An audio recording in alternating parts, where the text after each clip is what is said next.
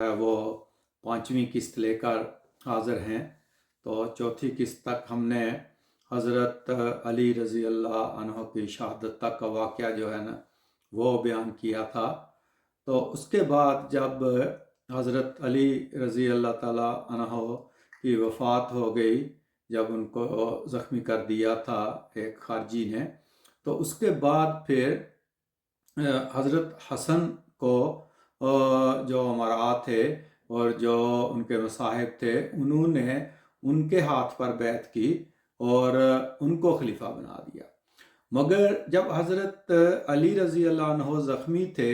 بستر مرگ پر تھے، تو بہت سے صحابہ نے، ان کے رفقائے کار نے حضرت علی سے بار بار پوچھا کہ آپ ہمیں حضرت امام حسن کی جو ہے وہ بیعت کرنے کے لیے کہیں، اور کیا آپ ان کو اپنا خلیفہ مقرر کرتے ہیں؟ تو حضرت علی رضی اللہ عنہ نے کہا کہ میں نہ آپ کو اس کا حکم دیتا ہوں اور نہ اس سے منع کرتا ہوں، آپ بہتر فیصلہ کر سکتے ہو۔ یعنی انہوں نے بھی وہ جو موروثی بات تھی اس کو نہ کیا، اور انہوں نے فرمایا کہ میں نہ اس کا حکم دیتا ہوں اور نہ آپ کو اس سے جو ہے وہ منع کرتا ہوں۔ تو اس کے بعد جب وفات ہو گئی حضرت علی کی، تو پھر سب سے پہلے کہتے ہیں کہ قیس بن سعد انصاری، جو کہ بڑے ہی وفادار تھے حضرت علی رضی اللہ عنہ کے، انہوں نے سب سے پہلے حضرت حسن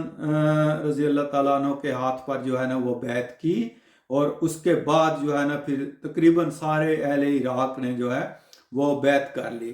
تو بنیادی طور پہ حضرت حسن بڑے نرم طبیعت تھے، بڑے سادہ لوگ تھے، اور صلح صفائی کے حق میں رہتے تھے، وہ جنگ و جدال کے بڑے خلاف تھے، نفرت کرتے تھے اس سے۔ مگر جو سلسلہ چل رہا تھا، اگرچہ صلح ہو چکی تھی حضرت علی اور امیر معاویہ کے درمیان، مگر اس کے باوجود جو ہے نا وہ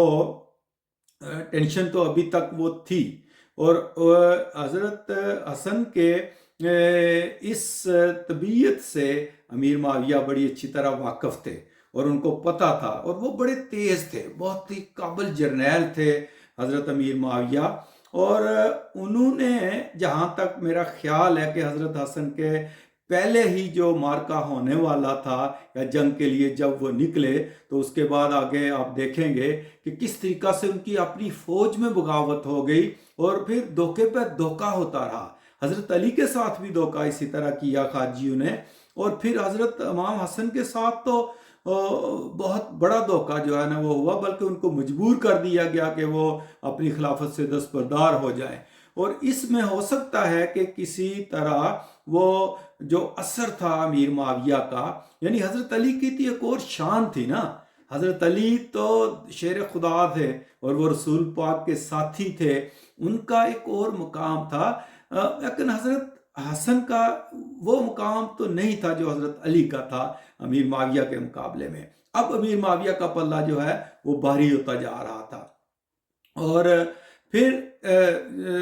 امیر معاویہ کے مقابلے کے لیے، کیونکہ امیر معاویہ نے کیا کیا تھا کہ محاصرہ کر لیا تھا، جو ہے نا ان کو پتہ تھا کہ طاقتور تو وہ تھے ہی، کہ اب انہوں نے عراق کا اور مدائن وغیرہ کا، ان ایریوں کا وہ محاصرہ کر لیا تھا۔ تو حضرت امام حسن نے ان کے مقابلہ کے لیے جو ہے نا قیس بن سعد کو بھیجا، 12,000 کی فوج کا لشکر دے کر جو ہے نا وہ بھیجا، مگر وہاں کوئی افواہ پھیل گئی ان کے بارے میں کہ قیس جو ہے نا وہ قتل کر دیے گئے ہیں یا شہید ہو گئے ہیں۔ تو جو فوج تھی عراقی، اس میں بھگدڑ مچ گئی، اور وہ انہوں نے کیا کیا کہ حضرت امام حسن کے خیمے کو ہی لوٹ لیا، اور ان کے کپڑے پھاڑ دیے، ان کے پاؤں کے نیچے سے قالین کھینچ لیا، اور اس کو دیکھ کر آپ بڑا جو ہے نا وہ پریشان ہوئے، دل برداشتہ بھی ہوئے کہ یہ فوج جو ہے یہ اچانک سے جو ہے نا اس نے یہ کر لیا۔ تو آپ نے پھر جب فوج لڑنے پہ آمادہ نہ ہوئی، تو حضرت امام حسن نے فرمایا کہ میں پھر مزید خون خرابہ نہیں چاہتا، اگر آپ لوگ جو ہے وہ لڑنے سے پہلو طے کر رہے ہو تو پھر میں دستبردار ہو جاتا ہوں، میں صلح کر لیتا ہوں۔ جب انہوں نے یہ اعلان کیا کہ میں صلح کر لیتا ہوں، تو وہاں جو خارجی تھے وہ بڑک اٹھے، انہوں نے کہا کہ یہ بھی اپنے باپ کی طرح کافر ہو گیا ہے، یعنی انہوں نے بھی حضرت علی کو وہ تحکیم والے مسئلے میں کفر کا فتویٰ دے دیا تھا، اسی بنیاد پر ان کو شہید بھی کر دیا تھا۔ اب حضرت امام حسن نے جب یہ اعلان کیا کہ میں صلح کرنا چاہتا ہوں، کیونکہ لوگ لڑنے پہ تیار ہی نہیں تھے ان کے اپنی فوج، تو خارجیوں نے ہنگامہ کر دیا، تو حملہ کر دیا، کپڑے پھاڑ دیے، ان کے قالین کھینچ لیا، اور بڑی مشکل سے امام حسن جو ہے وہ وہاں سے اپنے گھوڑے پہ سوار ہو کے باغ نکلنے میں پھر کامیاب ہو گئے، مگر پھر بھی انہوں نے پیچھا کیا، اور راستے میں ایک خارجی جو تھا جرا بن قیظہ، اس نے بلکہ حملہ کر کے زخمی بھی کر دیا، آپ کی ران پہ زخم آئے، مگر وہ علاج ہو کے بچ گئے، وہ جان لیوا تو نہ ہوا، مگر آپ واپس جو ہے نا وہ مدائن چلے گئے۔ مگر اس کے بعد پھر آپ نے ایک لشکر لے کر نکلے، اور جو امیر معاویہ کے وہاں جو ہے نا وہ تھے فوج کے سربراہ عبید اللہ بن عامر، ان کے مقابلہ کے لیے آئے، اور ادھر سے قیس بن سعد بھی جو ہے نا وہ امیر معاویہ کے مقابلے پہ نکلے، مگر عبید اللہ بن عامر نے بڑی چال چلی، اور انہوں نے بھی، کیونکہ امیر معاویہ کا اثر چل رہا تھا عراقی فوج کے اوپر، وہ اندر سے وہ لڑنے کے لیے تیار نہیں تھے، یا ان کو خرید لیا گیا تھا، یا جو بھی آپ کہہ لیں۔ تو عبید اللہ بن عامر نے کہا کہ میں تو لڑنے کے لیے نہیں آیا ہوں، تو آپ جو ہے نا وہ میرے ساتھ کیوں لڑو گے؟ تو ان کی فوج نے کہا جی اگر وہ لڑنے کے لیے نہیں آیا تو ہم بھی لڑنے کے لیے نہیں آئے ہیں، تو وہ لڑنے سے انکار ہو گئے۔ پھر حضرت حسن دوبارہ جو ہے نا وہ واپس چلے گئے جو ہے نا وہ مدائن کی طرف، اور پھر وہاں جا کر آپ نے صلح کی پیشکش کر دی۔ اب انہوں نے کچھ شرائط پیش کی، کچھ تو کہتے ہیں کہ امیر معاویہ نے سادہ کاغذ بھیج دیا تھا مہر لگا کے کہ جو مرضی لکھ دو اس کے اوپر میں مان لوں گا، انہوں نے صلح کرنی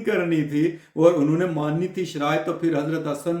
رضی اللہ عنہ نے جو شرائط لکھی وہ ان میں پہلی تو یہی تھی کہ عراقیوں کو بلا استثناء معاف کیا جائے گا، امان دی جائے گی، تو ان کے جان و مال کی حفاظت کی جائے گی۔ پھر دوسرا یہ کہ دارالجبرہ کا جو پورا اخراج ہے وہ حضرت امام حسن کو دیا جائے گا، اور امام حسین رضی اللہ عنہ کو بھی 2 لاکھ سالانہ دیے جائیں گے، اور وظائف میں بنو ہاشم کو بنو امیہ پر ترجیح دی جائے گی۔ اب یہ تو کوئی ایسی شرائط نہیں تھی کہ جس کو امیر معاویہ نہ مانتے، انہوں نے تو پلک جھپکنے میں مان لی یہ ساری شرائط کہ مجھے منظور ہیں۔ اور کچھ جو روایات ہیں جو کہ جن کا ثبوت نہیں ملتا، جتنے بھی تاریخ دان ہیں یا تاریخ کی کتب لکھی ہیں، تبری وغیرہ، ابن کثیر، اور انہوں نے لکھا ہے کہ یہ نہیں لکھا گیا تھا اس میں کہ امیر معاویہ کے بعد حضرت حسن خلیفہ ہوں گے، کیونکہ اس کا کوئی ثبوت نہیں ملتا ہے۔ بعد میں جب یزید کی خلافت کے اوپر اختلافات ہوئے تو پھر بھی یہ مسئلہ نہیں سامنے اٹھایا جاتا تھا کہ امیر معاویہ نے وعدہ کیا تھا کہ امام حسن ہوں گے، اور اگر حضرت حسن فوت ہو گئے تھے امیر معاویہ کی موجودگی میں ہی، تو پھر حضرت امام حسین جو ہے نا وہ ان کا حق تھا جو ہے نا وہ امارت کے اوپر۔ تو اس طرح حضرت امام حسن جو تھے وہ اپنی خلافت سے دستبردار ہو گئے، اور وہ واپس کوفہ چلے گئے۔ اب یہاں بھی دیکھیں کہ عمر بن عاص جو تھے، جس طرح وہاں جو وہ حکم والا مسئلہ تھا اس میں انہوں نے چالاکی سے ابو موسیٰ اشعری رضی اللہ عنہ سے اعلان کروا دیا تھا، یہاں بھی امیر معاویہ یہ نہیں چاہتے تھے کہ حضرت امام حسن کسی مجمع میں جا کر اعلان کریں معاہدہ ہو گیا ہے، ہماری صلح ہو گئی ہے، مگر عمر بن عاص نے رضی اللہ عنہ نے مجبور کیا امیر معاویہ کو کہ نہیں، ان سے اعلان کرواؤ اور مجمع میں اعلان کرواؤ۔ تو اس طرح پھر امیر معاویہ نے حضرت امام حسن سے درخواست کی، تو انہوں نے مجمع میں اعلان کیا اور اپنے لوگوں کو بتایا کہ میں خون ریزی نہیں چاہتا، اور اس لیے خون ریزی سے بچنے کی خاطر جو ہے وہ میں دستبردار ہوا ہوں، اور اب ہماری جو ہے نا وہ صلح ہو گئی ہے۔ تو اس کے بعد پھر آپ واپس مدینہ لوٹ آئے، اور پھر 6 مہینے ہی آپ کی خلافت جو ہے نا وہ رہی، اور اس کے بعد پھر آپ مدینہ میں ہی رہے، مدینہ کو آپ نے چھوڑا نہیں۔ تو آپ پھر 9 سال کے بعد 50 ہجری میں مدینہ میں ہی فوت ہوئے۔ اب اس کے بارے میں بھی کہا جاتا ہے کہ ان کی بیوی نے ان کو زہر دیا تھا، موت ان کی زہر سے ہوئی تھی، کچھ کہتے ہیں کہ امیر معاویہ کی سازش سے ان کی بیوی نے زہر دیا تھا، واللہ عالم۔ لیکن ہر کوئی تاریخ میں اپنے اپنے رنگ میں کچھ زیادہ اس کو دوسری طرف لے جاتے ہیں، کچھ امیر معاویہ کے خلاف اس کو استعمال کرتے ہیں، اور ویسے جو عام شیعہ حضرات بھی ہیں وہ بھی حضرت امام حسن کی دستبردار ہونے کی بات کو تسلیم نہیں کرتے، اور وہ بڑا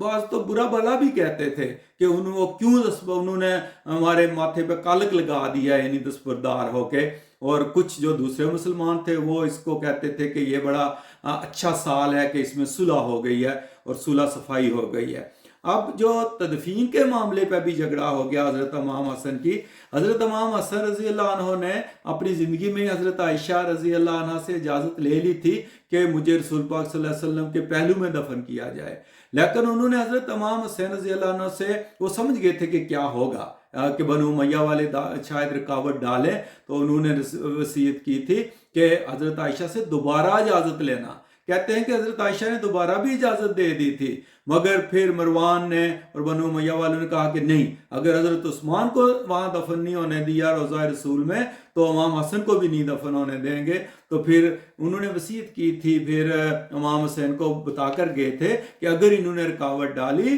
تو پھر مجھے جنت البقیع میں ہی دفن کر دینا، تو پھر ان کو جنت البقیع میں جو ہے نا وہ دفن کیا گیا تھا۔ اور سعید بن عاص نے جو ہے نا وہ نماز جنازہ پڑھائی تھی۔ تو آپ کی کئی بیویاں تھیں، مگر قاسم جو تھے وہ آپ کے مشہور جو بیٹے تھے وہ اب ذکر۔ اب اس کے بعد جو ہے وہ بنو امیہ کا اصل میں دور شروع ہو جاتا ہے، جو کہ پہلے حکمران یا خلیفہ آپ کہہ لیں، وہ پھر پیچھے کوئی اور رہ ہی نہیں گیا تھا۔ اب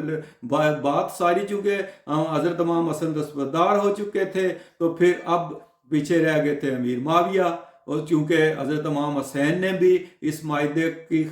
کو ابھی تک تسلیم کیا ہوا تھا، کیونکہ ابھی کچھ آس باقی تھی، کیونکہ ابھی یزید کو ولی عہد مقرر نہیں کیا گیا تھا۔ تو اب آگے اصل میں ذکر چلے گا بنو امیہ کا اصل دور جو شروع ہوگا۔